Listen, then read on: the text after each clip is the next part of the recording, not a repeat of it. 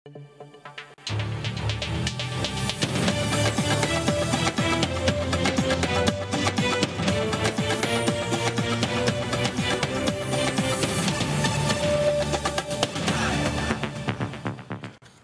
দর্শক, সম্পাদকীয়তে স্বাগত জানাচ্ছি আমি ওমর ফারুক।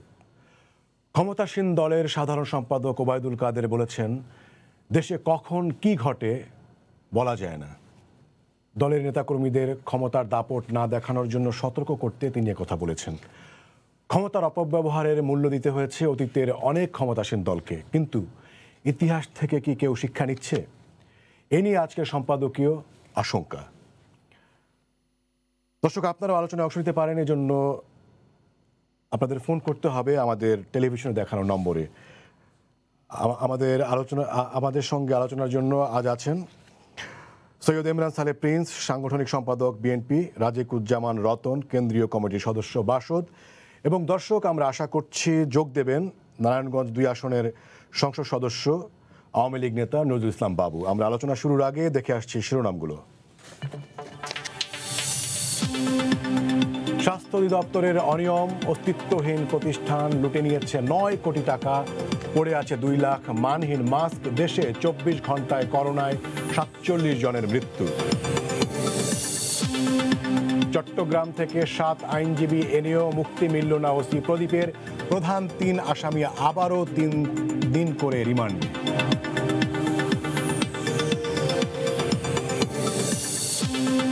খুলনায় চাঁদাবাজ ঠেকাতে ঠিকাদারের এলোপাতাড়ি গুলি, সন্ত্রাসীরা পালালেও পাশের বাড়ির সামনে দাঁড়িয়ে থাকা কিশোরী আহত।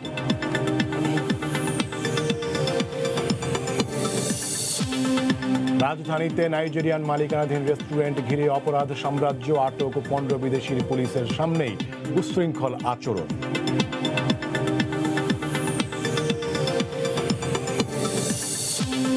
ভারতের আশ্বাসের পরও চীনকেই ভ্যাকসিন ট্রায়ালের প্রথম সুযোগ দিল বাংলাদেশ, কূটনৈতিক মহলে আলোচনা।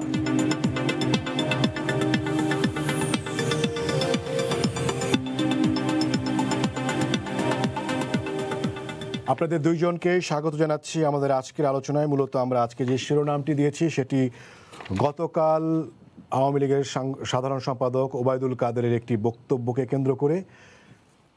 তিনি সেখানে বলেছেন যে দেশে যে কোনো সময় যে কিছু ঘটে যেতে পারে, এবং সেটি তিনি বলেছেন ক্ষমতাসীন দলের নেতাকর্মীরা যেন ক্ষমতার অপব্যবহার না করেন এবং তারা যেন দাপট না দেখান। সেই প্রসঙ্গ নিয়েই আমরা যেহেতু নজরুল ইসলাম বাবু ভাইকে পাচ্ছি না, আমরা চাচ্ছিলাম যে যেহেতু শিরোনামটি ক্ষমতাসীন দলের একজন নেতার বক্তব্যকে ধীরেই করা হয়েছে, তাকে দিয়ে শুরু করব।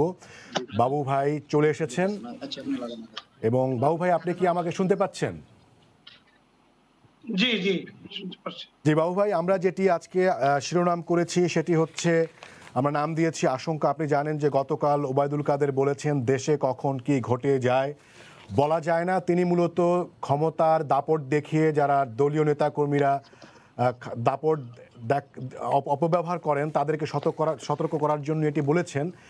এর পাশাপাশি তিনি আরও বেশ কয়েকটি কথা বলেছেন। তিনি বলেছেন যে দলে যেন গ্রুপিং না থাকে, কোন্দল না থাকে, এবং একে অপরের পেছনে না লাগেন, এবং সেগুলো যদি করে তাহলে দলের যারা বিরোধী আছেন তারা সেটি সুযোগ নিতে পারেন। তো এই প্রসঙ্গেই আমি জানতে চাই, আপনাকে দিয়ে শুরু করতে চাই। সেটি হচ্ছে যে অতীতেও আমরা দেখেছি যে অনেক রাজনৈতিক দলের এই ধরনের কর্মকাণ্ডের কারণে, ক্ষমতার অপব্যবহারের কারণে তাদের আসলে করুণ পরিণতি ভোগ করতে হয়েছে, এবং বর্তমান বিভিন্ন সময়ে ক্ষমতাসীন দলের বিভিন্ন নেতাকর্মীর বিরুদ্ধে যেমনিভাবে অভিযোগ উঠছে, আপনারা বলছেন যে আপনারা ব্যবস্থাও নিচ্ছেন, আবার একের পর এক ঘটনাও ঘটে যাচ্ছে। সবশেষ ফরিদপুরে একজন ছাত্রনেতা 2000 কোটি টাকা তিনি পাচার করেছেন বলে তিনি স্বীকার করেছেন, এবং দুদক সেটি আসলে তদন্ত করছে। আসলে এই যে একের পর এক সতর্কবাণী উচ্চারণ করা হচ্ছে এবং আশঙ্কাও আপনারা প্রকাশ করছেন, তাতে কি আসলে কাজ হচ্ছে কিনা? নজরুল ইসলাম বাবু। আপনাকে ধন্যবাদ। আপনি জনাব ওবায়দুল কাদের সাহেবের বক্তব্য কোট করে আমাকে প্রশ্ন করেছেন। বিষয়টি ওনাকে সরাসরি প্রশ্ন করলে আরো জবাবটা পরিষ্কার হতো, পরিচ্ছন্ন হতো। তবে আমি যেহেতু রাজনৈতিক কর্মী, আমি সরাসরি বলবো যে জনাব ওবায়দুল কাদের বাংলাদেশ আওয়ামী লীগের সাধারণ সম্পাদক। তার পূর্বেও তিনি ছাত্রলীগের এক সময়ের সভাপতি ছিলেন। দীর্ঘদিনের পোড় খাওয়া রাজনীতিবিদ।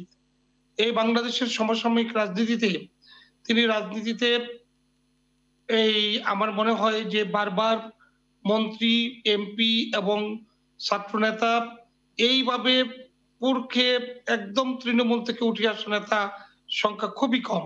উনি বিজ্ঞ এবং প্রজ্ঞাসম্পন্ন একজন রাজনীতিবিদ।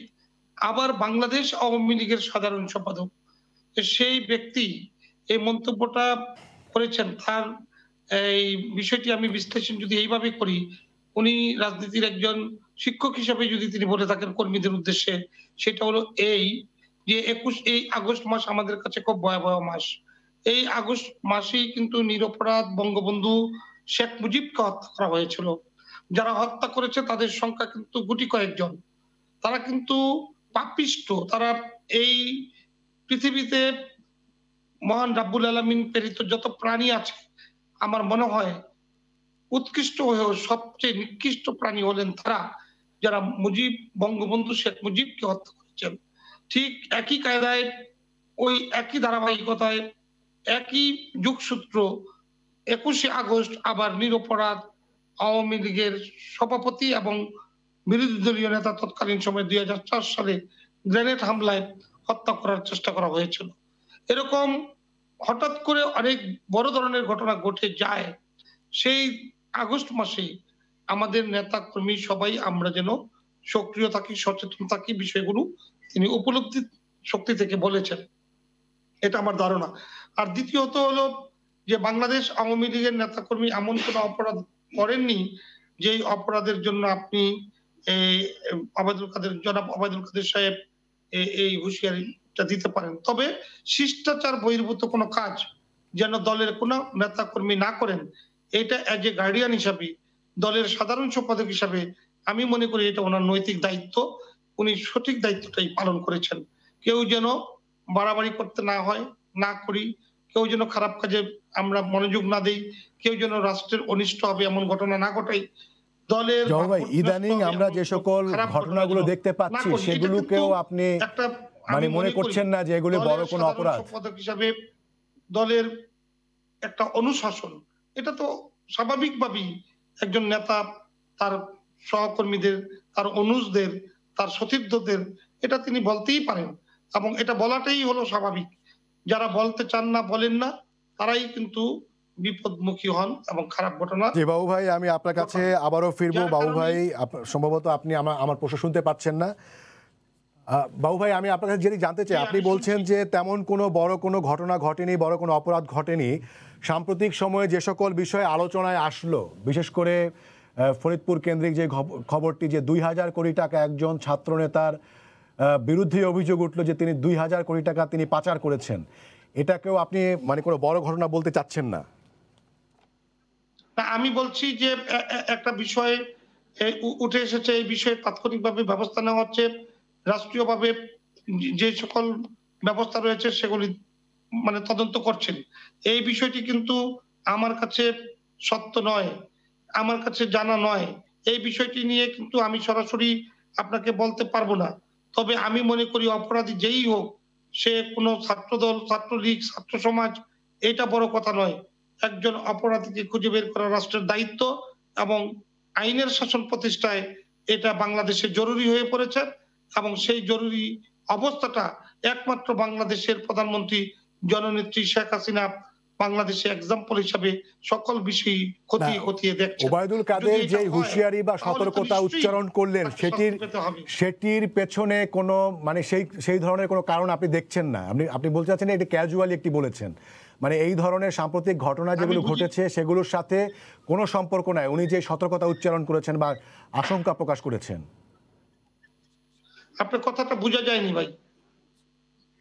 আমি আবারও বলছি, সেটি হচ্ছে যে এই যে শাহেদ কাণ্ড থেকে শুরু করে সাম্প্রতিক সময়ে যে সকল ঘটনা ঘটলো, মানে সেগুলোর সাথে কোনো সম্পর্ক নেই। উনি যে বলছেন যে দেশে যে কোনো সময় যে কোনো ঘটনা ঘটে যেতে পারে এবং হচ্ছে যেন নেতাকর্মীরা যেন সতর্ক, উনি আসলে সতর্ক করেছেন যেন কেউ যেন মনে না করে যে আওয়ামী লীগ চিরদিন ক্ষমতা থাকবে, সেটা মনে না করে এবং সেটাকে মনে করে যেন কেউ যেন ক্ষমতার অপব্যবহার না করে, সেটি তিনি বলেছেন। এবং সেই ধরনের বলার মতো কিছু হয়নি বলে আপনি মনে করছেন? না, আমি তো পরিষ্কারই বললাম, উনি দিক নির্দেশনা তো দিতেই পারেন পার্টির সাধারণ সম্পাদক হিসেবে। এটা তো কোনো অন্যায় কিছু নয়, এটা তো ওনার দায়িত্ব। সবাইকেই সজাগ করে রাখা, সাংগঠনিক অবকাঠামো গড়ে তোলা এবং দিক নির্দেশনা প্রদান করা, এটা তো জি ওনার বাবু ভাই, আমি নৈতিক দায়িত্ব। আপনারও আমার কাছে আসবো, তখন আমি আসলে আরো একটু বিস্তৃতভাবে জানতে চাইবো যে মানে প্রতিটি ঘটনার প্রতিটি প্রেক্ষাপটের পরেই আসলে এই ধরনের সতর্কতা আমরা শুনতে পাই এবং বরাবরই আবার দেখি যে একই ধরনের ঘটনা ঘটছে। তাহলে কি এগুলো কি শুধু বলার জন্য বলা, নাকি আসলেই এগুলো আসলে দলীয়ভাবে ব্যবস্থা নেওয়া হয় এবং আসলে আপনারা মিন করেন, সেটি আমি আপনার কাছে পরে জানতে চাইবো। আমি সৈয়দ ইমরান সালেহ প্রিন্স আপনার কাছে আসতে চাই। সেটি হচ্ছে যে মানে আপনাদের সময়েও আসলে বিভিন্ন ধরনের অভিযোগ আমরা শুনেছি, হাওয়া ভবনের কথা শুনেছি এবং অনেকেই বলে থাকেন যে আজকে বিএনপির যেই অবস্থা, সেই অবস্থার পেছনে আসলে হাওয়া ভবন সহ অন্যান্য যে সকল অভিযোগ রয়েছে সেই সকলকে ক্ষমতায় থাকা অবস্থায় গুরুত্ব না দেওয়ার কারণেই আসলে সেগুলো আসলে ভুগতে হচ্ছে এখন। আপনি কি বলবেন? ধন্যবাদ আজকের এই টক শোতে আমাকে সংযুক্ত করার জন্য, এবং একই সাথে আমার সাথে যারা সহ আলোচক হিসাবে আছেন তাদেরকেও শুভেচ্ছা জানাচ্ছি। দর্শক শ্রোতা যারা দেখছেন এবং শুনছেন তাদেরকেও আমি শুভেচ্ছা জানাচ্ছি। তো আপনি যে প্রস্তুতির অবতারণা করেছেন বা আজকে যে শিরোনামটি রেখেছেন তার পরিপ্রেক্ষিতে বাবু সাহেব উনি বললেন এবং আমাকে আপনি প্রশ্ন করেছেন। আমি প্রথমে বলতে চাই যে আজকে আপনি যে হাওয়া ভবনের কথা বললেন, যে হাওয়া ভবনের বিরুদ্ধে যে প্রচারণা, এটা শুধুমাত্র অপপ্রচার। এই পর্যন্ত হাওয়া ভবনের বিরুদ্ধে যতগুলি আপনার অভিযোগ তোলা হয়েছিল, একটি অভিযোগের কিন্তু কোনো মানে প্রমাণ তারা করতে পারেনি। বরঞ্চ পরবর্তীতে আমরা দেখেছি বিভিন্ন আসামিদেরকে ধরে তাদেরকে বছরের পর বছর রিমান্ডে নিয়ে হাত পায়ের নখ তুলে নিয়ে তাদেরকে স্বীকারোক্তি করাতে বাধ্য করা হয়েছিল এবং পরবর্তীতে তারা আবার কোর্টে যে এটা সেই স্বীকারোক্তি প্রত্যাহার করেছে। এছাড়া আপনার হাওয়া ভবনে আমাদের যেটা মিন করতে যাচ্ছেন সরাসরি, আমি বলি আমাদের ভারপ্রাপ্ত চেয়ারম্যান জনাব তারেক রহমানের কথা, যে ওনার বিরুদ্ধে নাকি অনেক অভিযোগ ছিল। সেই অভিযোগে তো মামলাও হয়েছিল। সেই মামলায় অর্থ ঋণে একটা অর্থর মামলা ছিল, সেখানে নিম্ন আদালত যখন তাকে সেখানে খালাস দিয়ে দিল, মানে বলা হলো যে না, এই অভিযোগের সাথে সে জড়িত নয়, তখন কিভাবে সেই বিচারককে দেশ ছাড়তে বাধ্য করা হয়েছিল, সেই বিচারক এখন দেশ ছেড়ে কিভাবে অন্য দেশে যে অবস্থান করছেন, এবং সেখানে কিছুদিন আগে ইউটিউবে তার একটি বক্তব্য আমরা দেখতে পেয়েছি। এগুলি যে সবকিছু ষড়যন্ত্র এবং একটা অপপ্রচার, এটা আজকে বলার অপেক্ষা রাখে না। আর আজকে যে প্রেক্ষাপট আপনি বলেছেন যে বর্তমানে ওবায়দুল কাদের সাহেব গতকালকে যে একটু কথা বলেছেন, উনি শঙ্কা প্রকাশ করেছেন কখন কি ঘটে যায় বলা যায় না, দেশের পরিস্থিতি খারাপ, তিনি সকলকে আওয়ামী লীগের সকলকে ক্ষমতার দাপট না দেখাতে বলেছেন। এবং উনি আজকেও একটি কথা বলেছেন, তিনি বলেছেন যে অনুপ্রবেশকারীরাই দল ও সরকারের নাকি ভাবমূর্তি বিনষ্ট করছে। আমি তার এই দুই বক্তব্যকে যদি আমি একসাথে করি তাহলে দেখব যে তাদের দলের মধ্যে যে আজকে পরিস্থিতি, সরকারের মধ্যে যে পরিস্থিতি, সেই পরিস্থিতি গোটা দেশের পরিস্থিতিকে আজকে অস্থিতিশীল করে তুলছে এবং গোটা দেশকে আজকে ধ্বংসের বা বিপদের মুখে নিয়ে যাচ্ছে। উনি যে শঙ্কা প্রকাশ করছেন, একটা রাজনৈতিক কর্মী হিসেবে আমিও কিন্তু আজকে আশঙ্কিত যে কি হতে যাচ্ছে। আজকে এই যে আপনার উনি বলছেন যে ক্ষমতার দাপট দেখাবেন না, দেশের অবস্থা খারাপ, মানে কখন কি ঘটে যায়, এই পরিস্থিতি সৃষ্টি করার জন্য তো ওনারাই দায়ী। উনি আজকে বলেছেন যে অনুপ্রবেশকারীরাই দল ও সরকারের ভাবমূর্তি বিনষ্ট করেছে। আমি ওনার কথা যদি ধরেই নেই অনুপ্রবেশকারীরা এটা করেছে, তা এই তথাকথিত অনুপ্রবেশকারী কারা, তাদেরকে কারা তার দলে অনুপ্রবেশ করতে দিল, এটা আজকে কিন্তু বের করতে হবে। আজকে এই দায় কি ওনারা এড়াতে পারবেন? কখনোই এড়াতে পারবেন না। আজকে এই যে আপনি ধরেন, আপনি যেটা বললেন, এই যে ছাত্রলীগের ফরিদপুর জেলার সভাপতি, ওনার নাম হচ্ছে নিশাত মাহমুদ শামীম, তাকে আপনার ২০০০ কোটি টাকা পাচারের অভিযোগে আপনার গ্রেফতার করা হয়েছে।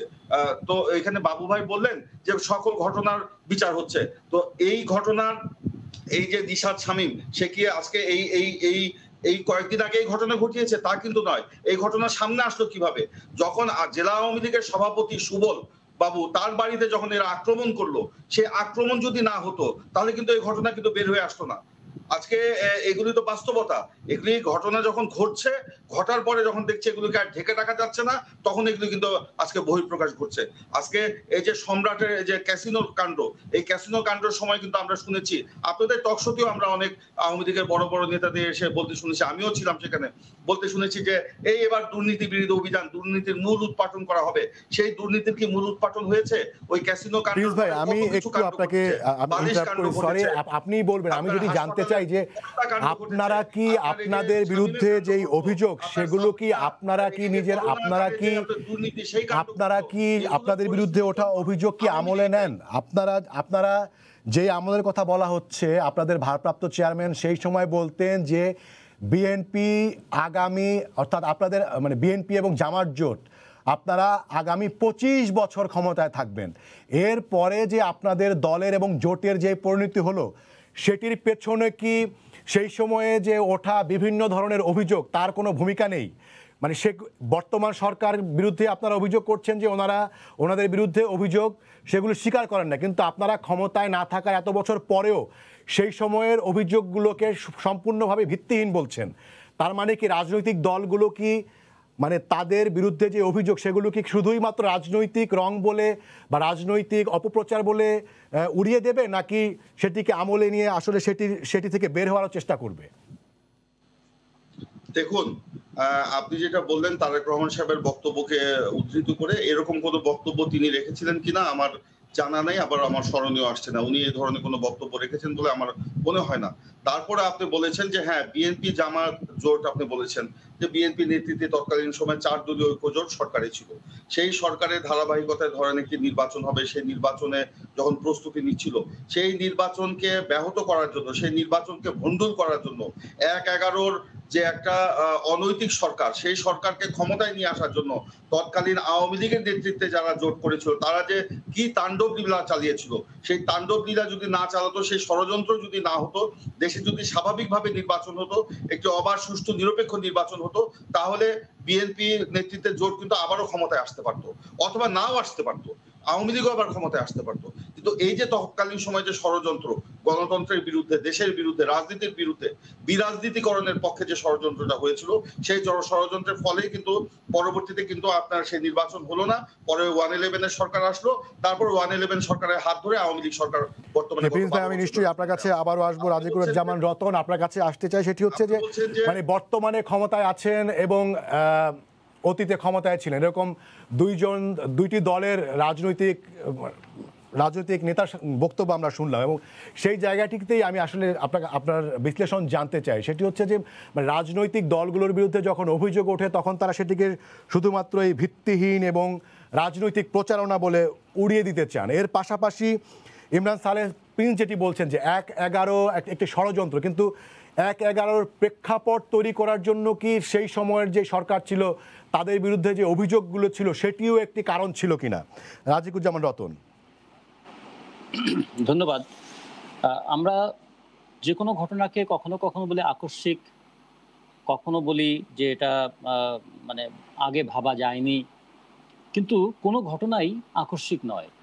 অনেক ছোট ছোট ঘটনা একটা বড় ঘটনার পটভূমি তৈরি করে। ফলে যখন আমরা কোনো একটা ঘটনাকে আকস্মিক বলি, তার পেছনেও কিন্তু একটা নিয়ম থাকে, তার কারণ থাকে। অনেক দিনের পুঞ্জীভূত কারণগুলো যখন বড় আকারে মানুষের সামনে দৃশ্যমান হয়, তখন হয়তো আমরা মনে করি এটা হঠাৎ হয়ে গেল, কিন্তু আসলে কোনো কিছু হঠাৎ হয় না। আবার কখন যে কি হয় এ ধরনের আশঙ্কা যখন প্রকাশ করেন, তখন নিশ্চয়ই তারা অনেক বড় দলের নেতা, সরকারের ক্ষমতায় আছেন, অনেক খবরও হয়তো তাদের কাছে আছে। নেতাদের কাছ থেকে তো আমরা এটাই প্রত্যাশা করি যে তারা শুধু ক্ষমতার দম্ভ দেখাবেন তা না, তারা ক্ষমতার দায়িত্বটাও পালন করবেন। সেই ক্ষেত্রে নেতাকর্মীদেরকে দলের পক্ষ থেকে কখনো কখনো শাসন করা, সতর্ক করা, এটা দলের একটা সাংগঠনিক ক্রিয়ার মধ্যেই পড়ে। সেদিক থেকে মানে ওবায়দুল কাদের যে কথাটা বলেছেন, সেই কথাটা একদিকে তিনি দলের কর্মীদেরকে যেমন সতর্ক করেছেন, আর একদিকে দীর্ঘদিন ধরে যে খবরগুলো প্রধানত আওয়ামী লীগকে কেন্দ্র করে, যুবলীগ এবং ছাত্রলীগকে কেন্দ্র করে যে খবরগুলো প্রত্যেকের সামনে চলে আসছে মিডিয়ার মাধ্যমে, সেগুলোকে তো কোনোভাবে আর চাপাও দেওয়া যায় না, উড়িয়েও দেওয়া যায় না। সেখান থেকে তিনি হয়তো শিক্ষা নিতে বলেছেন, কিন্তু এই শিক্ষা নেওয়ার ক্ষেত্রে যে দুটো জিনিস বলেছেন, একটা হচ্ছে অনুপ্রবেশকারীরা দলের ভাবমূর্তি নষ্ট করছে, অনুপ্রবেশ কিন্তু দুই ভাবে হতে পারে। একটা হলো খুব গোপনে অনুপ্রবেশ হতে পারে, সেটা কেউ টেরই পেল না, গোপনে হলো। আর একটা হতে পারে জোর করে ঢুকে পড়া। তো নিশ্চয়ই এরা কেউ জোর করে দলে ঢুকে পড়েনি। আবার গোপনে যে হয়েছে সেটাও বলা যায় না, কারণ তারা দলের আবার বিভিন্ন গুরুত্বপূর্ণ পদেও অনেকে ছিলেন। অনেককে তো আমরা ফুলের মালা দিয়েও বরণ করতে দেখেছি। কিংবা কোনো, কোনো ক্ষেত্রে এরকম হয়েছে যে নমিনেশন দেওয়ার ক্ষেত্রে ডেকে নিয়ে আসা কিংবা টাকার বিনিময়ে নমিনেশন দেওয়ার অনেক অভিযোগ উঠেছে এবং তারাও অনেক ধরনের অপকর্মের সঙ্গে জড়িয়ে পড়েছে। ফলে অনুপ্রবেশকারীদের বিরুদ্ধে যখন তিনি সতর্ক করছেন, তখন আসলে এই পদ্ধতিটারও বিরুদ্ধে একটা পদক্ষেপ নেওয়া দরকার। যে একটা দলের নেতা কর্মী কিভাবে জনগণের সঙ্গে তাদের সম্পর্ক রাখবে, নির্বাচনে দল কিভাবে নমিনেশন দেবে, টাকাওয়ালারা কি এখানে প্রাধান্যে চলে আসবে, এগুলো দিকগুলো একটু ভাবা দরকার। তা না হলে এটা হয়ে যাবে শুধুমাত্র আশ্বস্ত করার মতো কথা, এতে করে আশঙ্কা কাটবে না। মানুষের মধ্যে এমনি অনেক আশঙ্কা আছে। আশঙ্কা কি নিয়ে? করোনা নিয়ে আশঙ্কা, এখনো করোনার মৃত্যু কমছে না। বন্যা নিয়ে আশঙ্কা, যে বন্যার ফলে ফসলের কি ক্ষতি হবে, কৃষকের কি ক্ষতি হবে, ঘরবাড়ি কিভাবে বিনষ্ট হবে। দ্রব্যমূল্য নিয়ে আশঙ্কা, গত কয়েকদিন আপনারা দেখেছেন যে চালের দাম ক্রমাগত বাড়ছেই। সরকার একদিকে বলছে যে দেশে আমাদের উদ্বৃত্ত চাল উৎপাদন হয়েছে এবার ৫৫ লক্ষ টন, মানে আমাদের চাহিদার চাইতে ৫৫ লক্ষ টন বেশি চাল আমাদের আছে। সেই সময় আবার দেখি আমদানি করার জন্য অনুমতি দেয়া হচ্ছে। আবার একই সময়ে চালের দাম দফায় দফায় বাড়ছে। প্রতি কেজিতেও আমরা হিসেব করে দেখেছি, কেজিতে কমপক্ষে ৫ টাকা করে তাদের চালের দাম বেড়ে গেছে। আর কোনো, কোনো ভালো চালের ক্ষেত্রে ১০ টাকা ১২ টাকাও বেড়ে গেছে। প্রতিদিন বাংলাদেশে জনগণের চালের চাহিদা হচ্ছে ৭০,০০০ টন। তার মধ্যে অন্তত ৫০,০০০ টন যদি বাজারে কেনা বেচা হয় এবং প্রতি কেজিতে যদি ৫ টাকা করে বাড়ে, তাহলে প্রায় প্রতিদিন ২৫ কোটি টাকা জনগণের পকেট থেকে কিন্তু চলে যাচ্ছে।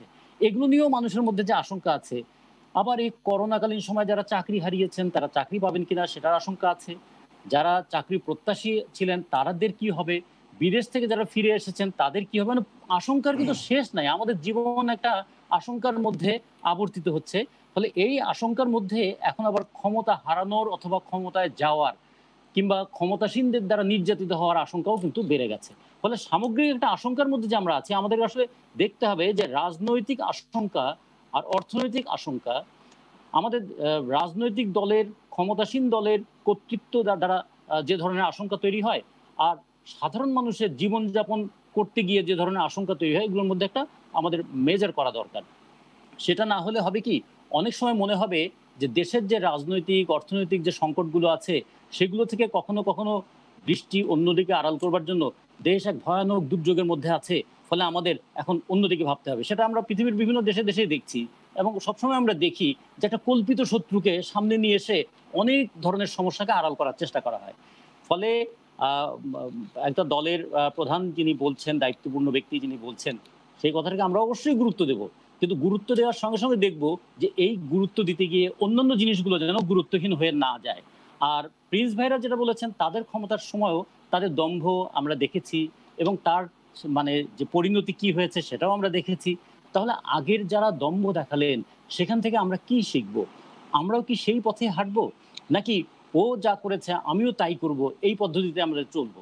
ফলে আমাদের রাজনীতিতে যেটা বলে একটা ডেমোক্রেটিক কালচার যেটা গড়ে তোলার কথা আমরা বলেছিলাম, সেই কালচার থেকে আমরা অনেক দূর পিছিয়ে আছি। আমরা ডেমোক্রেটিক কালচারটা গড়ে তুলি নাই। অথবা কখনো, কখনো যেটুকু গণতান্ত্রিক সংহতি ছিল আমাদের, গণতান্ত্রিক শিক্ষা ছিল, সংস্কৃতি ছিল, সেটাও কখনো, কখনো আমাদের বিনষ্ট হয়ে যাচ্ছে। আমাদের নজরটা এদিকে দেওয়া উচিত। জবাবদিহিতার একটা পরিবেশ তৈরি হলে তখনই কিন্তু আমরা বলতে পারবো কেমন করে একজন ছাত্রলীগের নেতা তিনি ২,০০০ কোটি টাকা পাচার করেছেন বলে পত্রিকায় খবর এসে যেতে পারে। কোথা থেকে আসে এই টাকা? কারা এটাকে প্যাট্রোনাইজ করে? হঠাৎ করে তো তিনি এই টাকাটা বানিয়ে ফেলেননি। কিংবা হঠাৎ করে একজন তো বড় একজন মানে চোরাচালানিতে রূপান্তরিত হয়ে যেতে পারেন না। তাহলে এগুলো আমাদের একটু খেয়াল করা দরকার যে ছোট, ছোট ঘটনাগুলোকে আমরা উপেক্ষা করার কারণেই বড় ঘটনাগুলো আমাদেরকে কখনো, কখনো মানে জি, বিচলিত রতন করে ভাই তোলে। আপনাকে আবার ধন্যবাদ। কখনো, আপনার কখনো কাছে নিশ্চয়ই আমি আবার আসবো। নজরুল ইসলাম বাবু ভাই আপনার কাছে আসতে চাই, সেটি হচ্ছে সংকট। রতন ভাই বলছিলেন যে বড় বড় ঘটনাকে উপেক্ষা করার কারণেই এরকম হচ্ছে কিনা সেই প্রশ্ন উনি রেখেছেন। এর পাশাপাশি উনি আরও একটি বলেছেন যে আশঙ্কা, এই আশঙ্কার ভেতরে ক্ষমতা হারানোর আশঙ্কা রয়েছে কিনা। নজরুল ইসলাম বাবু ভাই। দেখুন ভাই, আমি আপনাকে বলি যে এমন কোন বড় ঘটনা বা ঘটনার রচনা হয় নাই বাংলাদেশে যে সরকারি দলের বিরুদ্ধে এ আপনারা এটা রতন ভাই যেভাবে বলবেন সেভাবে আমি উত্তর দিতে পারবো। তবে আমি বলব যে বাংলাদেশে দুর্নীতি বিরুদ্ধে জিরো টলারেন্স ঘোষণা করেছেন বাংলাদেশের প্রধানমন্ত্রী, এবং সরকার এটা চান বলেই পরিষ্কার সিদ্ধান্ত, দুর্নীতি যেখানে থাকবে সরকার সেখানে খতিয়ে দেখবে। এ পর্যন্ত যাদের বিরুদ্ধে কথা উঠে আসছে তাদের বিরুদ্ধে কিন্তু ব্যবস্থা নেওয়া হচ্ছে, কিন্তু ব্যবস্থা যে নেওয়া হচ্ছে, তদন্ত হচ্ছে, বিষয়টি খতিয়ে দেখা হচ্ছে। যদি কেউ দুর্নীতিতে না থাকে, জড়িত সম্পৃক্ত না হয়, একটা নিউজ তো তাকে দুর্নীতিবাজ বানাতে পারবে না, তাই না? যথার্থ প্রমাণাদি থাকতে হবে। কিন্তু অতীতের সরকারগুলি কখনো এইসব বিষয়ে নিজের দলের বা সাংগঠনিক কোনো ঘটনা সবসময়ই চাপা রাখতেন। কিন্তু যেহেতু দুর্নীতিমুক্ত বাংলাদেশ গড়া আমাদের একটা অঙ্গীকার, সেই জন্য কিন্তু এখানে দল মত নির্বিশেষে যে ব্যক্তি এই ঘটনার সাথে সম্পৃক্ত থাকবে, দুর্নীতির সাথে সম্পৃক্ত থাকবে, তাকে খতিয়ে দেখা হবে। এই ব্যাপারে তো সরকারের ডিক্লারেশন, সরকারের সিদ্ধান্ত। এ পর্যন্ত যাকে গ্রেপ্তার করা হয়েছে, যার বিরুদ্ধে অভিযোগ খতিয়ে দেখা হচ্ছে, এটা তো কেউ প্রেসার করেনি। এটা তো বিরোধী দল বা অন্য কোনো দল বা কোনো মিডিয়া প্রেসার করে তো তাকে এটা করাননি। সরকারি এবং সরকারি প্রতিষ্ঠানই চাচ্ছেন সচল হয়ে এই ধরনের অপকর্মের বিরুদ্ধে সোচ্চার হতে। সে যেই হোক, তার বিরুদ্ধে তদন্ত করা হবে। এর জন্য তো ক্ষমতা চলে যাওয়া, ক্ষমতা থেকে যাওয়ার বিষয় নেই। ক্ষমতা হলো জনতার কাছে, জনতাই ক্ষমতা দিয়েছেন, এবং জনতাকে সুখ সমৃদ্ধি দেওয়ার জন্য সরকার যা যা করা দরকার সেটা স্বাভাবিকভাবেই স্বাভাবিক নিয়মে করবেন, আইনের শাসন প্রতিষ্ঠা করবেন। এটা সরকারের অঙ্গীকার। এখানে তো দুর্নীতিবাজ লালন পালন করা সরকারের অঙ্গীকার নয়। কিন্তু এর বাইরে গিয়েও কি আপনারা কি ভাবছেন কিনা, সেটা হচ্ছে যে মানে আপনার মানে সাম্প্রতিক সময়ে যুবলীগের সাধারণ সম্পাদক এখানে দুর্নীতিবাজ সম্রাট এবং এরপরে একজন জেলা, যেই দলেরই হোক, দলের নয়, দুর্নীতিবাজদের ধরার সরকারের যে অঙ্গীকার, সেই ক্ষেত্রে এগিয়ে যাবে।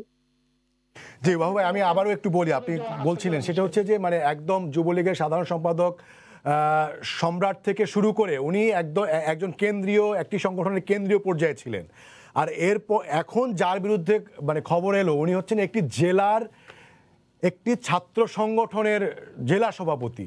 তো এরকম মানে রাজনীতির এরকম একটি জায়গায় মানে দলে মানে ক্ষমতায় থাকার কারণে এই পর্যায় পর্যন্ত যদি কেউ যদি দুর্নীতিতে জড়ান, সেটি আওয়ামী লীগের রাজনীতির জন্য কতটুকু সংকার, সেটাও কি আপনারা দেখছেন কিনা? আপনারা ধরছেন, ব্যবস্থা নিচ্ছেন, সেটা একটা বিষয়, কিন্তু এর পাশাপাশি যে যারা রাজনীতি, বঙ্গবন্ধুর নাম নিয়ে যারা রাজনীতি করেন, সেরকম দলের মানে একটা জেলার শাখা সভাপতির বিরুদ্ধে যখন এই ধরনের অভিযোগ ওঠে, সেটিকে আপনারা আসলে মানে কতটুকু গুরুত্বের সাথে দেখছেন?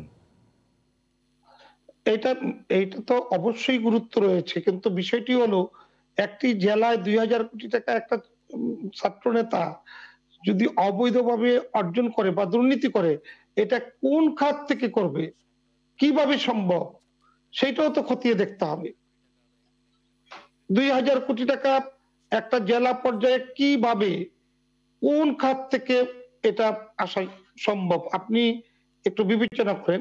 সেই জন্য সরকারের তরফ থেকে তো নিশ্চয়ই ব্যবস্থা গ্রহণ করা হবে। যদি এটা সঠিক হয়ে থাকে, তাহলে সমুচিত জবাবটা তাকে তো পেতেই হবে, তাই না? শাস্তি পেতে হবে। কিন্তু বাস্তবতা হলো অতীতে কোনো ঘটনাই কোনো সরকার কর্ণপাত করেনি। আমাদের সরকার যখন যেটা মিডিয়াতে আসছে সেটাই কিন্তু খতিয়ে দেখছে। এটা সরকারের জন্য ভালো লক্ষণ। মানে ২০০০ কোটি টাকা কারো পাচার করা কিন্তু একদিনের, ২ দিনের বা ১ মাসের ঘটনা বলে মনে হয় না, এটা দিনের পর দিন হওয়ার কথা, তাই না? তো সেটা কি আপনাদের নজরদারিতে আছে? মানে আপনাদের মানে বিভিন্ন সংগঠনগুলো, নেতা কর্মীরা কি করছেন না করছেন, সেটির নজরদারির ঘাটতি কি মনে হয় কিনা আপনার কাছে? না, আপনি দেখুন, যুবলীগের ব্যাপারে যখন ক্যাসিনো বিষয়টা নিয়ে খুব হইচই, গ্রেপ্তার হলো, দেখা হলো, কিন্তু এখন পর্যন্ত কিন্তু আমরা ওই গ্রেপ্তারকৃত আসামিদেরকে আমরা দেখছি সংশ্লিষ্ট সংস্থা এগুচ্ছে, কই কোথাও তো সরকার হস্তক্ষেপ করেনি। তাহলে আইন তার নিজস্ব গতিতে চলবে, যিনি অপরাধী তাকে অপরাধী হিসেবে সাব্যস্ত করার ব্যবস্থা হবে। জি বাবু ভাই, আপনাকে ধন্যবাদ। সৈয়দ ইমরান সালেহ প্রিন্স, আপনার কাছে আসতে চাই, সেটি হচ্ছে বাবু ভাই বারবারই বলছিলেন যে অতীতের কোনো সরকার এখন যেভাবে ব্যবস্থা নেওয়া হচ্ছে দলের বিভিন্ন পদধারীদের বিরুদ্ধেও, সেটি আসলে অতীতের কোনো সরকার করেনি। যে প্রিন্স ভাই। জি দেখুন, অতীতে তো এই ধরনের দুর্নীতি মহামারী আকার ধারণ করেনি। এই যে দুর্নীতির যে মহোৎসব, এটা অতীতে কখনো ছিল না। এখন আমাদের বলতে লজ্জা হয়, এরশাদ সাহেবের সময়ও আমরা দুর্নীতি এখন পর্যন্ত তো কোনো দুর্নীতির প্রমাণ করতে পারেননি, কিন্তু আমরা দেখেছি অতীতের সরকার প্রধান এবং তার পরিবার পরিজন যে কি পরিমাণ দুর্নীতি করেছে। আপনার সময় আপনি বলেন, এরকম কিন্তু দুর্নীতি কখনো অতীতে হয় নাই। আমি বলছিলাম যে এরশাদের বিরুদ্ধেও যে আমরা দুর্নীতির বিরুদ্ধে আন্দোলন করেছিলাম, তখনও কিন্তু এত দুর্নীতির কথা আমরা শুনি নাই। তো বলতে লজ্জা হয়। তো আপনি বলেছেন বিএনপি সরকারের আমলে, হ্যাঁ বিএনপি সরকারের আমলে দুর্নীতির বিরুদ্ধে ব্যবস্থা নেওয়া হয়েছে, অনিয়মের বিরুদ্ধে ব্যবস্থা নেওয়া হয়েছে। আমাদের তৎকালীন ছাত্রদলের আপনি মরহুম নাসিরউদ্দিন পিন্টু সাহেবের কথা জানেন, তিনি লালবাগ থানার লালবাগ নির্বাচনী এলাকা থেকে এমপি নির্বাচিত হয়েছিল। তার বিরুদ্ধে সামান্য একটি অভিযোগ, মানে কোনো প্রমাণও না, একটা অভিযোগ উঠানোর সাথে সাথেই তাকে কিন্তু গ্রেপ্তার করা হয়েছিল এবং তাকে দীর্ঘদিন তাকে জেলে থাকতে হয়েছিল। এরকম নজির যে নাই তা না, কিন্তু বর্তমান আমলের মতো এই যে এত দুর্নীতি, প্রতিদিনই দুর্নীতি খবর বেরোচ্ছে। আপনি বলছেন ফরিদপুরের যে শামীমের কথা, এরকম সারা বাংলাদেশে যদি বস্তুনিষ্ঠ আপনার তদন্ত হয়, সেখানে দেখবেন যে সারা বাংলাদেশে কত ফরিদপুর পাওয়া যাবে, কত এই শামীমকে পাওয়া যাবে, এটা কিন্তু হিসাব নাই। সমগ্র জায়গায় কিন্তু আজকে এই শামীমরা কিন্তু আজকে ক্ষমতার প্রভাবশালী হয়ে আছে। আজকে আওয়ামী লীগের সাধারণ সম্পাদক সাহেব বা বাবু সাহেব যে কথা বলছেন 12 বছর পরে এসে, তো এই 12 বছরে ওনারা যে মানে এই যে 12 বছরে ওনাদের হাইব্রিড বলেন, সলিড বলেন, তারা যেভাবে আপনার দুর্নীতি করে সম্পদের পাহাড় করেছেন। এই যে কিছুদিন আগেই ঢাকায় একটা ওয়ার্ডের নেতা আওয়ামী লীগের, তার বাড়িতে যখন অভিযান হলো, তার আলমারিতে টাকার স্তূপ, তার ওয়ার্ড্রোবের টাকার স্তূপ, তার খাটের নিচে টাকার স্তূপ, ট্রাঙ্কের টাকার স্তূপ, কোটি কোটি টাকা পাওয়া গেল। এটা কি বলবেন? কিছুদিন আগে আমরা দেখেছি আওয়ামী লীগ যুবলীগের একজন অফিস পিয়ন ছিল 2005 সালে 5,000 টাকার বেতনে। সেই অফিস পিয়ন 2012 সালে এসে উপদপ্তর সম্পাদক, পরে দপ্তর সম্পাদক হয়ে গেল এবং তার আজকে গাড়ি বাড়ি ফ্যাক্টরি আপনার কি বলে পেট্রোল পাম্পের হদিস পাওয়া গেল। যে এগুলো তো আজকে আওয়ামী লীগ তো আজকে টাকা বানানোর ফ্যাক্টরি মনে হচ্ছে আমাদের কাছে। এই যে আওয়ামী লীগ করলেই সব 7 খুন মাপ।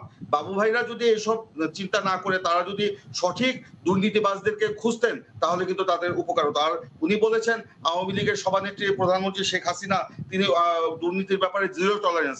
আজকে জিরো টলারেন্স থেকে যদি এই দুর্নীতির এই মহামারী যদি শিথিল টলারেন্স থাকতো, তাহলে যে কি পাওয়া যেত সেটা আল্লাহ জানে। তো আজকে দুর্নীতিতে তারা আপাদমস্তক নিমজ্জিত, এটা আজকে বলার অপেক্ষা রাখে না। কিছুদিন আগে আপনাদের দলের প্রধান দুই ব্যক্তি দুর্নীতির দায়ে দণ্ডিত, সেটিও বলেছেন, সেটার উত্তরে কি বলবেন? দূষিত রক্ত বের না করতে পারলে আওয়ামী লীগ সচল হবে না। তো আজকে উনি ওনার দলের সাধারণ সম্পাদক বলছেন আজকে আওয়ামী লীগ দূষিত রক্ত দ্বারা পরিবেষ্টিত, হাইব্রিড, কাউয়া এবং এই যে টাকা উপার্জন করেছেন, এই টাকা আপনারা পরে আপনারা ভোগ করতে পারবেন না। এগুলো কি ইঙ্গিত দেয়? উনি জানেন যে ওনার দলের নেতারা কর্মীরা কিভাবে দুর্নীতি করেছে, কিভাবে নিষ্পেষণ করছে মানুষকে, কিভাবে জালিয়াতি করছে। এই যে করোনার সময়, আবার এই যে বন্যার সময় আমরা যে দুর্নীতি দেখলাম, লুটপাট দেখলাম, এটা পৃথিবীর ইতিহাসে কোথাও পাওয়া যাবে? এই বন্যার করোনার সময় যে লুটপাট, আন্তর্জাতিক প্রচার মাধ্যমেও আসছে যে বাংলাদেশে এই করোনা কালেও দুর্নীতি হচ্ছে, গরিবের ত্রাণ নিয়ে লুটপাট হচ্ছে। এটা তো আগে কখনো ছিল না। হ্যাঁ ছিল, 72 থেকে 74 পর্যন্ত আমরা দেখেছি। আজকে বলেছেন 75 সালের কথা, সেই 75 সালের প্রেক্ষাপট রচনা করলো কারা? আজকে আওয়ামী লীগ করেছে সেই প্রেক্ষাপট রচনা। আজকে জাসদের সাধারণ সভাপতি হাসানুল হক ইনু সাহেব গত 2 দিন আগে না 3 দিন আগে একটি সাক্ষাৎকার দিয়ে বলেছেন যে ওনাদের বিরুদ্ধে যখন মরহুম শেখ মুজিবুর রহমান সাহেবের হত্যাকাণ্ডের অভিযোগ তোলা হয় ও প্রেক্ষাপট রচনা অভিযোগ তোলা হয়, তিনি বলেছেন যে আমাদের দিকে আঙ্গুল তুলবেন না, আওয়ামী লীগের এই প্রেক্ষাপট রচনার জন্য আওয়ামী লীগই দায়ী। তো আজকে তো সবই পরিষ্কার হয়ে যাচ্ছে। আজকে এই যে ওবায়দুল কাদের সাহেবরা বা আওয়ামী লীগের নেতারা যে বলছেন 32 লাখ টাকার ঘড়ি আর 6 লাখ টাকার স্যুট পরে অনেক কথাই বলা যায়, এইসব কথা মানে বেমানান, তাদের মুখে এইসব কথা বেমানান। প্রিন্স ভাই আপনাকে ধন্যবাদ। আমি রতন ভাইয়ের কাছ থেকে ঘুরে আসতে চাই। রতন ভাই, আমি মানে সেই জায়গাটিতে আপনার মতামত জানতে চাইবো, যেটি আওয়ামী লীগ নেতারা বরাবরই বলে আসছেন, সেটি হচ্ছে যে ওনারা ব্যবস্থা নিচ্ছেন, ওনাদের সময় ব্যবস্থা নেওয়া হয়, আগে কখনো ব্যবস্থা নেওয়া হতো না। রতন ভাই। জি, এটা ব্যবস্থা নেওয়া হচ্ছে, এটা তাদের একটা সাংগঠনিক কাজের অংশ, রাষ্ট্রেরও তো এটা কাজের অংশ। রাষ্ট্রের অর্থ কেউ যদি তছরূপ করে সেটা দেখবে কে? আর রাষ্ট্র পরিচালনার দায়িত্বে কে থাকে? রাজনৈতিক দল থাকে। এখন ক্ষমতায় যারা আছেন তাদেরই তো এটা দায়িত্ব। তারা দায়িত্ব পালন করেছেন বলে তারা কি এটা নিয়ে গর্ব করতে পারেন? বরঞ্চ যে দায়িত্বটা পালন করতে পারেননি সেটার কারণে তারা লজ্জিত হবেন। যে আমাদের তো আরো দায়িত্ব পালন করার কথা ছিল। এবং আজকেও দেখবেন একটা ১ম মানে শীর্ষস্থানীয় দৈনিকের ১ম পৃষ্ঠার খবর যে মিরপুর অঞ্চলে তারা ৬ জনের ছবি দিয়ে একটা খবর করেছে যে চাঁদাবাজিতে অতিষ্ঠ মিরপুরবাসী। এরা কারা? তা এটা যদি একটা পত্রিকার খবর ছাপা হতে পারে তাহলে তারা একটা ইনভেস্টিগেট করতে পারে। তাহলে আমাদের রাষ্ট্রীয় কত গোয়েন্দা সংস্থা আছে তাদের কাছে এই খবরটা থাকে নাকি? থাকে। তাহলে কেন তাহলে তারা অনেকদিন ছাড়া পেয়ে যান কিংবা অনেকদিন ধরা পড়েন না? অনেকদিন পরে তারা কেন ধরা পড়েন? এগুলো সবকিছুর সঙ্গে ক্ষমতার সঙ্গে একটা দারুণ যোগসূত্র আছে। এটা যারা ক্ষমতায় থাকেন তারা যদি ক্ষমতাটাকে কর্তৃত্ব মনে না করে ক্ষমতাটা যদি দায়িত্ব মনে করতেন তাহলে হয়তো এই কাজগুলো হতে পারত না। আজকে যেটা আমরা প্রিন্স ভাইদের সময়কালটাকেও যেমন সমালোচনা করি, বর্তমান সময়টাকেও যেমন সমালোচনা করি, এই সমালোচনাগুলো কেন করি? আমাদের কি অধিকার আছে? আর আমাদের কি বাবু ভাই তো কথায়, কথায় আমাদেরকে একটু তাচ্ছিল্য করেন, উপহাসও করেন যে আমাদের কি বা এমন ক্ষমতা আছে বা আমাদের কথায় কারই বা কি আসে যায়? সেটা ঠিক। আমাদের কথায় কিছু আসে যায় না। কিন্তু দেশের তো আসে যায়, মানুষের তো আসে যায়। রাজনৈতিক দল সম্পর্কে মানুষের তো একটা ধারণাটা তো পাল্টে যায়। রাজনৈতিক দল কি এরকম এমন যে তারা ক্ষমতায় গেলে আলাদিনের একটা চেরাগ পেয়ে যায়, তাদের সবার সমৃদ্ধি শুধু হু, হু করে বাড়তে থাকে। আইনের শাসনের কথা বলে আইনকে তারা দমনের কাজে ব্যবহার করেন। এই ঘটনা কি ঘটবে? ফলে একটা দলের অভ্যন্তরে দেখবেন আভ্যন্তরীণ দ্বন্দ্বগুলো যখন প্রকট হয়ে যায় তখন দলও এটা টলারেট করতে পারে না। তখন দলেরও প্রয়োজন হয়ে যায় কিছুকে তখন কখনো ক্রস ফায়ারে পাঠানো, কখনো অপারেশন ক্লিন হার্টের মতো করা। এটা করা মানে কিন্তু দল পরিচ্ছন্ন হওয়া নয়। এটা হচ্ছে যে আভ্যন্তরীণ দ্বন্দ্বকে কোনোভাবে মীমাংসা করতে না পারার কারণে কাউকে একটা শাস্তির কাঠগড়ায় দাঁড় করানো। আমরা মনে করি যে বিচ্ছিন্ন ঘটনা বলে যেগুলো বলা হয়, বিচ্ছিন্ন ঘটনা যদি নিয়মিত ঘটতে থাকে তখন সেটা বিচ্ছিন্ন ঘটনা হয় না। তখন সেটা নিরবিচ্ছিন্ন ঘটনায় পরিণত হয়ে যায়। তো এই নিরবিচ্ছিন্ন ঘটনাগুলো কেমন করে ঘটে? ১২ বছর ধরে তো আওয়ামী লীগ ক্ষমতায় আছে। তার আগে বিএনপিও তো বহুদিন ক্ষমতায় ছিল। তাহলে ক্ষমতায় থাকার মধ্য দিয়ে তাদের কি দায়িত্ব তারা পালন করেছেন সেটা যেমন জনগণের কাছে তারা বারবার বলেন, ঠিক তেমনি তাদের এটাও বলা উচিত যে কিভাবে তাদের দলে একদল মানুষ যাদেরকে তারা অনুপ্রবেশকারী বলেছেন, কখনো হাইব্রিড বলেছেন, কখনো কাউয়া বলেছেন, তারা কিভাবে তারা ঢুকতে পারেন এবং তারা এরকম সহায় সম্পত্তির মালিক হয়ে যান। এইটাই একটু বারবার বলা দরকার যে আমাদের জবাবদিহিতার এই জায়গাটা যদি তৈরি হয়, কিন্তু সরকার গণতান্ত্রিক তো একটা পরিবেশ যদি তৈরি হয়, সরকার তো এটাও সমালোচনা বলেন যে মানে ওনারা যে ব্যবস্থা নিচ্ছেন সেটারও একটু স্বীকৃতি দরকার, ওনারা তো সেটাও বলেন। মানে মানে অতীতে যদি মানে এখন যেভাবে ব্যবস্থা নেওয়া হচ্ছে সেভাবে যদি ব্যবস্থা না নেওয়া হয়ে থাকে এবং এখন যদি কিছু ব্যবস্থা নেওয়া হয়ে থাকে তাহলে সেটিরও কি প্রশংসার তারা কিছুটা হলেও দাবি করেন না, মানে মানে ডিজার্ভ করেন না? অবশ্যই আমরা তো এটা প্রশংসা করতেই চাই। কিন্তু প্রশংসা যেমন করি যে তারা কিভাবে ধরা পড়লো, কিন্তু দেখুন এরাই আবার কিন্তু রাজার হালতে আছে। এত বড় একটা অপরাধী যখন ধরা পড়লো, রাষ্ট্র তাদেরকে বলল তারা অপরাধী, তাদেরকে পুলিশ তাদেরকে আবার প্রোটেকশন যদি দেয়, তখন আবার মানুষের মধ্যে কি ধারণা হয়? এক নাম্বার ২ হলো প্রথমত তারা যে অর্থের মালিক, এটা তো জনগণের টাকা, কোনো না কোনো ভাবে এটা আত্মসাৎ করেছে। প্রথমত এই টাকাটা তো বাজেয়াপ্ত করে দেওয়া উচিত। এই টাকাটা বাজেয়াপ্ত করার পরে তারপরে কেন সে আত্মসাৎ করেছিল তার শাস্তি হওয়া উচিত। এখন যদি কেউ ৩ বছর মানে সাজা ভোগ করার পরে আবার ওই শত কোটি টাকার মালিকই থাকেন, তাহলে অনেকেই এরকম উৎসাহী হবে যে আমি যদি দুর্নীতি করে ২ বছর জেল খেটে এসেও আমার ১০০ কোটি টাকা থাকে, তাহলে ২ বছর জেল খাটলে আমার তো কিছু আসা যায় না। তাহলে এই জন্য আমরা বলি যে শুধুমাত্র গ্রেপ্তার করা, শুধুমাত্র তাদেরকে আটক করা, দল থেকে বহিষ্কার করা এটাই যথেষ্ট নয়। যে প্রক্রিয়ার মধ্য দিয়ে এই ঘটনাগুলো ঘটে সেই প্রক্রিয়াগুলো বন্ধ করা দরকার। জি রতন ভাই, আপনাকে ধন্যবাদ। আমি নজরুল ইসলাম বাবু এমপি আপনার কাছে আসতে চাই, সেটি হচ্ছে মানে রাজিকুজ্জামান রতন যেটি বলছেন যে আপনারা ব্যবস্থা নিচ্ছেন সেটি গর্বের সাথে বলার চাইতে বরং এই ঘটনাগুলো কেন ঘটছে সেটিতে বেশি নজর দেওয়া উচিত এবং সেটি ঠেকানোর কিভাবে ঠেকাবেন সেটিতে আসলে মনোযোগ দেওয়া উচিত, এবং উনি বলছেন যে কিছুটা লজ্জিত হওয়া উচিত। আপনি কি বলবেন নজরুল ইসলাম বাবু? দেখুন, এই জাতিকে যারা কলঙ্কিত করেছে, জাতির পিতা বঙ্গবন্ধু শেখ মুজিবকে যারা হত্যা করেছে, এই হত্যাকারীরাও কিন্তু এদেশের নাগরিক ছিলেন। এই হত্যাকাণ্ডের ঘটনার পূর্ব মুহূর্ত পর্যন্ত ওনারাও কিন্তু বিভিন্ন পর্যায়ে বিভিন্ন সময়ে সম্পৃক্ত ছিলেন। তো অপরাধ যখন ঘটান তারপর তারা অপরাধী হয়ে যান।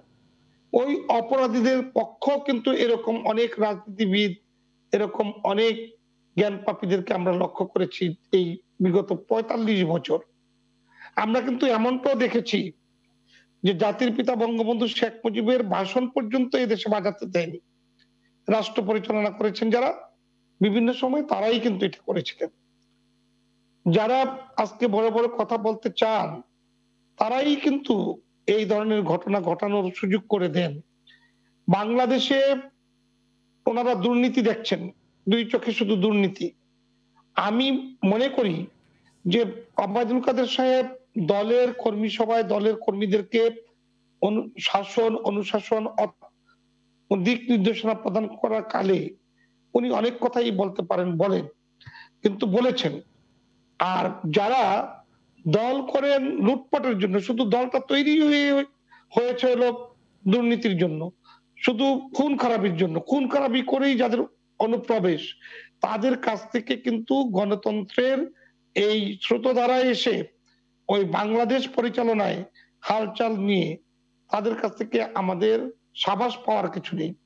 আমাদেরকে সাবাস নিতে হবে জনগণের কাছে।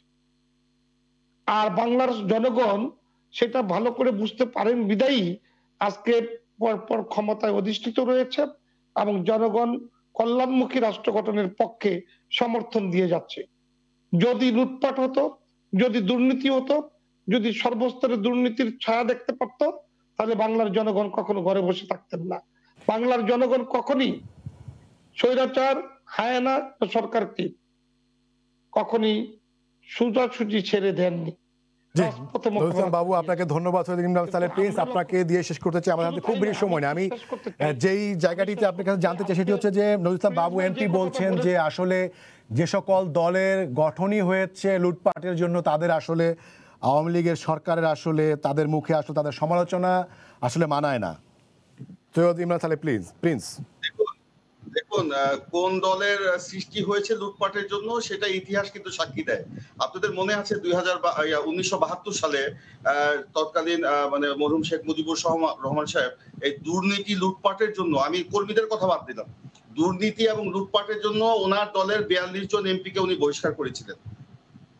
তো এখন এই কোন দল আপনার দুর্নীতি লুটপাটের জন্য তৈরি হয়েছিল এটা সবাই জানে, এবং তিনি আক্ষেপ করে বলেছিলেন যে সবাই পায় সোনার খনি, আমি পেয়েছি চোরের খনি।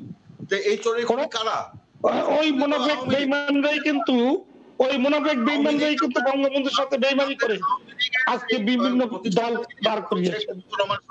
আমাদের জাতীয় নেতা, তিনি তার কর্মকাণ্ডে কিন্তু এটা প্রমাণ করে দিয়েছেন। আর গত 12 বছরে প্রমাণ হয়েছে কারা লুটপাট করে, কারা দুর্নীতি করে। এই শাহেদ, সাবরিনা, এগুলো তো এখনকার ঘটনা।